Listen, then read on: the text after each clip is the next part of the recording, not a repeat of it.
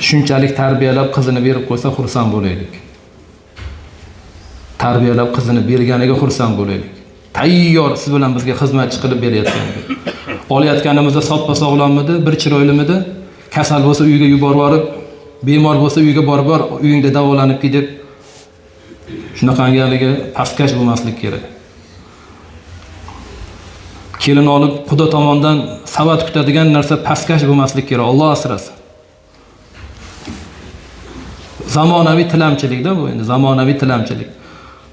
Xursand bo'lib kelmaydi, yaxshi bilib olaylik.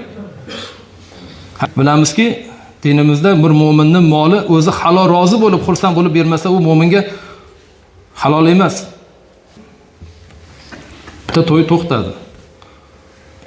Ikkita emas, 3 to'yni bo'shatgan ekan, 2 to'yga parda qilgan ekan, 3-chiga qilmabdi. Mana mol parastlikda Alloh asrasin, dunyo parastlik. Xudo taolo xor qiladi mol dunyo uchun uylanayotsa, boyligi uchun uylanayotsa yoki bir nasl nasaba bir qo'llab orar deb uylanayotgan bo'lsa, Xudoning emas bir bandasidan qo'llov kutayotgan bo'ladi.